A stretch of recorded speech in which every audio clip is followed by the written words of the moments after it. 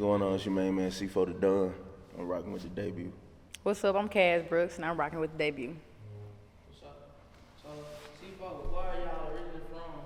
Where are you originally from? And what was life like as a kid? Man, shit. I was from Memphis 10, Black Haven, Westwood connected. As a kid, shit, it was smooth. You know what I'm saying? I had, Mom Dukes, Pops was everywhere and shit, so yeah, it was smooth. Introduce yourself. Tell them where you from. How you come up? I'm Kaz Brooks. I'm from Memphis, Tennessee. Born and raised, White Haven area. Growing up was cool. Easy, ain't had no problems. Both parent household. Made sure I had everything I needed. So C4, what type of outlet did you have earlier to sort, keep your head on straight when you were growing up? Shit, football, track, you know what I'm saying? That was most things. Dabbed in and out of band and shit like that, but that really wasn't my forte, you know what I'm saying? Other than that, Football player? yeah. You played in the band? Nah, I played ball, for shit, so. You said he's in the band too? I tried that shit wasn't for me. What you tried to play? Man, they had me play everything, bass, snare, you know what I'm saying? They want me to do the flute and shit. Producer? Kinda. You know what I'm saying? Every now and then and shit. But nah, really it was my grandparents for real. Yeah. Bumping out the old school shit. You know what I'm saying? So that soul shit really what put it down for real for me. So what type of vibes you was born? Man, Marvin Gaye, Al Green, shit. Real crazy. A lot of gospel shit too. Yeah. You know what I'm saying? Yeah, so It's like everything soul. Everything soul. You know what I'm saying? Even neo soul and shit. Yeah. so growing up, did that influence your music, the sound of your music? What you used to listen to growing up? How you growing up? growing up, I definitely was a grandma baby, and she used to play the blues all the time, old school music. I would say that influenced my sound a little bit because I do like soul in my beats. I love neo soul; it's one of my favorite genres. So yeah, it did influence my sound growing up. So, what is your history with music? What drew you into, want to be an artist on the standpoint? Man, shit. I started producing at like 13, 14. You know what I'm saying? Linked up with my cousin Slim Duncan. You know what I'm saying? We was cooking up beats and shit before he passed. And then he got my beats to Gucci, Flocka, and everything. Then moved around, be around 808 Mafia and shit. Then from there, it went to college and shit. And then, shit, for the most part, and shit started from there to engineering. Once I came back from school and shit, you know what I'm saying? Probably 2017. And from there, every artist was like, man, shit, like Pat and Juicy and shit, they were like, man, shit, you might well go ahead and fuck around and be an artist and shit. So, you know what I'm saying? Because I was out recording, they had leave extra time. Say they have a full 12-hour, 16-hour day. They only doing 8. Or they showing up late as hell. Like, damn, every artist with money do. And shit, nigga trying to come up with some shit real quick and then fuck around, heard the wrong shit, and they were like, shit, man, this shit hard, man. You might well put it up. Both of y'all, do you feel like you take criticism well? Yeah, always. Yeah. He like, nah. I feel like, see, that's what I kind of had to think about before I became an artist. Everybody not gonna rock with what I put out. So it's like, well, don't get me wrong, I don't take criticism from everybody. If I feel like if you can't do what I do, you know what I'm saying? But if I look up to you and you give me criticism, I'm gonna take it because I feel like this gonna mold me into a better artist. So yeah. I ain't gonna lie to you. For me, it's like shit. You ain't trying to hear nothing. That's a No. problem. No, not that. That's No, the problem. no, I ain't saying that. No, I'm saying like with me, I ain't finna let shit stop me. So you might say, shit, the whole room might say that shit lame. But shit, if it's just 7 motherfuckers and I put that shit out and then 20,000 motherfuckers stream that bitch in 1 hour, the fuck y'all was talking about? Right. I mean, regardless, you shouldn't let nobody stop you, regardless of what you trying to do. So, That mean you can take Got your criticism. mind to it, do it regardless. no, that means I can keep on doing what the fuck I want to do. Shit. So what would you say, your strongest quality is as a producer, though? So, what make you different different from all the other producers? Man, as a producer, shit, I do it verbatim. You know, I ain't just a loop man. I ain't just a percussion man.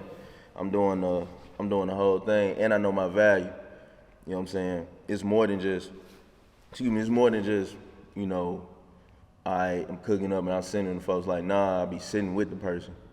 So it ain't no just, all right, well, shit, man, this junk hard, you gotta go through 10 beats. Nah, bro, I'm cooking this one up, and this one you gonna fuck with, you know what I'm saying? Or you telling me as I go what you want, so I know for sure it's a cop. You know what I'm saying? So I ain't gotta worry about that, especially when it come to labels and shit. Then you gotta be connected. It ain't, folks fuck up when they think like you gotta holler at the artist. Nah, you gotta holler at the nigga that's 400 followers in this follower section and shit. That's the motherfucker to talk to get you placed. You know what I'm saying? So when you look at where you first started doing music to where you are now, what advice would you give yourself? Honestly, just do it, because like when I first started, I was scared. It took a lot for me to like just finally put what I can do out there. I'd be like, nah, they're not gonna like this, or this not hard. I just do it, like put it out there. If you can make music, like put it out there and just do it. So what sparked that idea though to make you feel like just do it? I'm just gonna go. I'll go with it since you was shy with it. Honestly, I got like a little support system, my friends and stuff. I tell them, you know, I want to be a rapper, I want to make music, and they just be like, when you dropping? You know, when I used to make music all the time when I was in college, and they'll ask me, when is dropping and when you gonna record this? I'm like, I don't make music for real. Everybody keep asking, you need to put this out there, you need to put this, you need to put this. So that finally gave me the push to go ahead and start releasing music. So, yeah. Speaking of college, what college you went to? D, Jackson State, you know what I'm saying? Best HBCU. Best HBCU. You know what I mean, too. For We sure. from Mississippi. Shout out to Jackson State. D, I love you. For sure. For sure.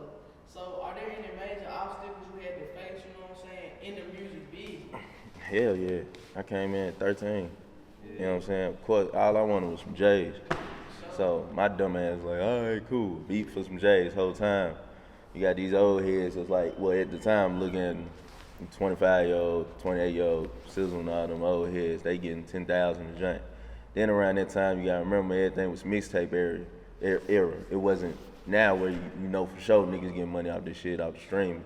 So you ain't know, even if you was in the age, you ain't know folks was getting live mixtape deals, that Piff deals and shit.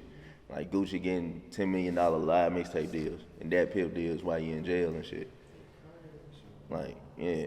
So what you like to do in your free time when you ain't doing music? Man, everything under the sun. I like to dance, I can draw, sing, everything. I'm a poet. Yeah, I like to use all my talents. You know, I don't like to neglect nothing. So, So on a normal day, what you doing? working. If I'm being honest, working. Yeah, for sure. So, this question for both of y'all. What's a song or project that, you know, either one of y'all have worked on, or, you know what I'm saying, put out, or it ain't out, don't nobody even know it's out yet, that you kind of proud of, or you know what I'm saying, it made you feel like, dang, I When you listen to it, did it. you was like, wow, they want them on. Wow, I'm feeling that. To be honest, for me, it's the single I got out now. It's called I Know. Two W's. You said what? 2 W's. Yeah, 2 W's. I know with 2 W's. When I first put it out and I listened to it back and I got all the feedback from everybody, it was like, dang. Like I was listening, like reading the lyrics again. I'm like, dang, I really wrote this. Like it was hard to me. Like my pen was really pushing. Like that's something I'm really proud of. I was really talking about something. So yeah. Shit, for me, it was Fair Part 3. Like, we still working on that video because that shit a whole move. And then anybody from Memphis listen to it, they gonna be like, yeah, damn. Or they'll be like, especially if they around East Memphis, Westwood area, some shit like that, they gonna be like, damn, I didn't even know that was your cousin. You was involved in that shit. The studio that was at, was that 3855, you know what I'm talking about? Off of Hickory Hill. I can't call it. The basketball, 3855 or 8, one or two. Shit, where everybody started, you know what I'm saying? Swag, OJ, T-Head, all of us over there, yeah. But yeah, it wasn't the ones and shit. That's why I'm trying to get that video going, because when that shit come out, then it's really gonna be like, oh yeah. Speaking of writing, what's your writing process like? How you come up with your vibe? I gotta hear the beat first, And once I get into like a good groove, I pick a pocket, like how I want the flow to sound, cadences and all that. Then it's easy from there. I just fill in the lyrics. See, I'm a poet. I've been a poet, so it's not hard for me to like, create. But once I get that pocket and that flow down, it's easy. So explain what was going through your head when you accidentally deleted J. Phillips. Hey man, listen. Hey, look. All right, so look, I'm gonna paint the whole picture. Check this out. All right, so we recorded that whole album in one day. One day. It's the first time folks at One Sound let me do any fucking thing for real, especially for somebody major. Or at that time, finna be major. We recording the whole thing. All the producers came out of town. Bino and them and what's the name came to do the features and shit. Everybody got it done. I think we started at 9 in the morning. It's about like 8. So what's the name come in trying to mix it. And this nigga on live. So he on live, you know what I'm saying? Phil's on live like, man, this the Dakota engineer in the city, man. We locked in for life, blah, blah, blah. So this motherfucker here talking about something, man. C4, where the sessions at? I'm like, nigga, you playing the song? You gotta be in that shit. Yeah, man, what's up, blah, blah, blah. Man, C4, bro, I can't find the sessions, bro. Where the sessions at? So it took about like 4 times before he was on live, and he was like, huh? Yeah, what you mean? He's like, man, I think you replaced the session with the MP3. Because at that time, anybody didn't know Pro Tools. You couldn't, back then, I think Pro Tools 10, you couldn't name the song the same thing as the session name because it would copy over the whole thing with the MP3 wave, whatever you bounced out. And I did that for fucking 16 songs. So this man here had to record every last one of the songs. Beauty of it, he recorded it. So he ain't had to any freestyling like I do. So he ain't had the motherfucking, like, yeah. All right, hear the bar, he'll hear the whole hook, he'll knock out the whole hook. They not to redid everything in like 4 hours and shit. But yeah, man, yeah, that job was over with. What you think is the hardest thing about being an artist? Getting out of your own head.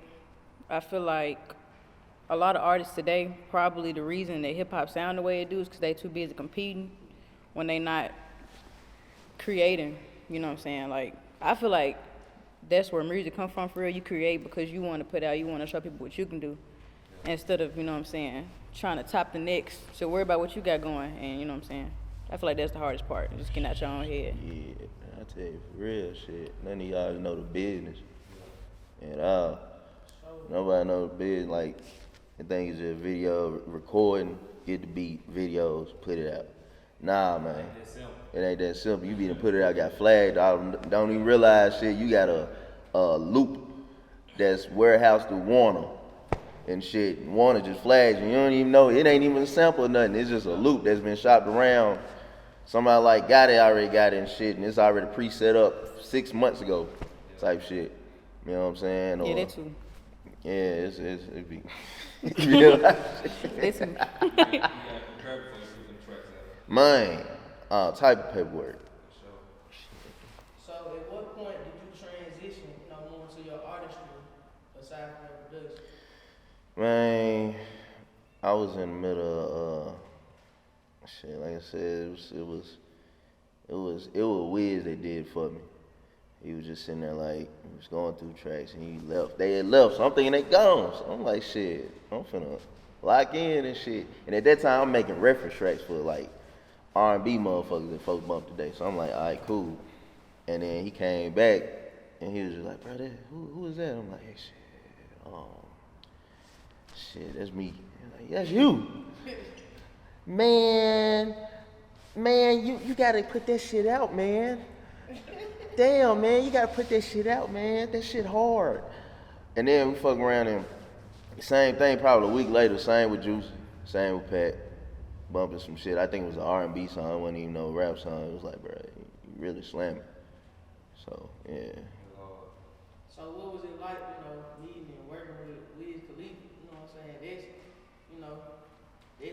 you done work with a lot of major labels, but like, I feel like Wiz Khalifa and Slim Duncan, them two kind of names that, ain't too much in the, I would say, in this mix of Memphis where, you know what I'm saying? it's kind of outside. It's kind of household name. Well, Slim, that was, like I said, that was my blood cousin, so I ain't even look at, and then at that time, you gotta think about it, he died 2011. So, around that time, you talking about 2009. I don't think when Instagram wasn't popular, it was just Facebook around that time. So social media wasn't really like, it wasn't looked at how we would look at it today. Like, damn, that's Slim Dunk, or, you know, how folks look at Wiz today and shit, like, you know what I'm saying? So with him, it was just like, that's my cousin. He like, fucking, I'm at Deb and them crib and shit, I'm cooking up fucking. With Wiz, it was different because even meeting him, I wasn't even supposed to be there. Like, I really crashed the party and shit, and they let me.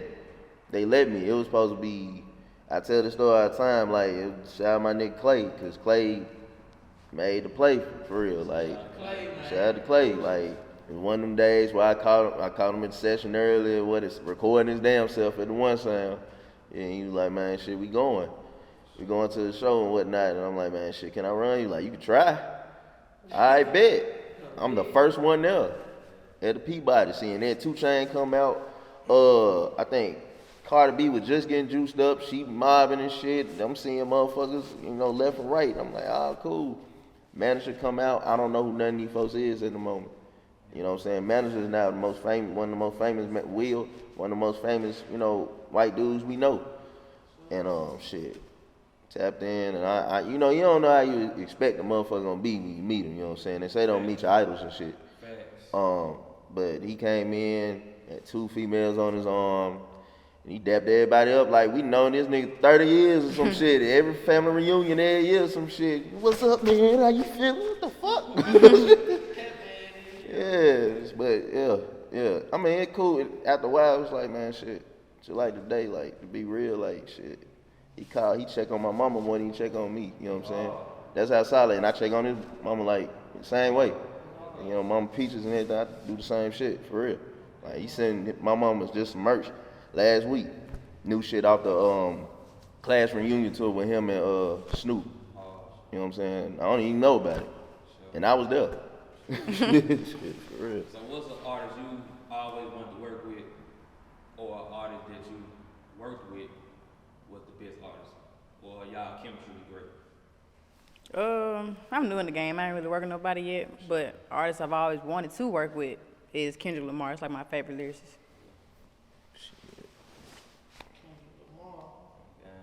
So, what goals, you know, do you have set for yourself, just for both of y'all, you know, in the music industry? Like, what's your goal for your career? Like, where do you want to see yourself? What's your ideal, I made it in the industry?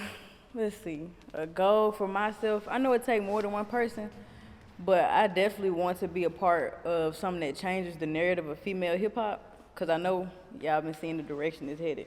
And I want to like bring something fresh and something new to the table. I just want to put on for like all the female MCs for real.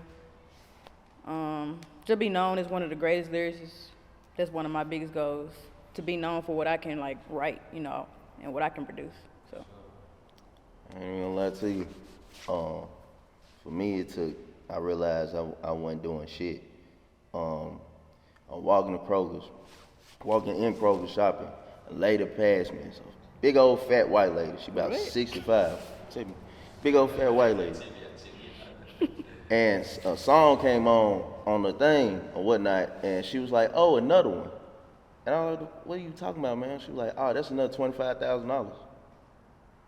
I said, "Oh, off your song playing on the?" She's like, "Yeah." I'm like, "You got what's your Apple Music and shit?" She ain't even got that shit.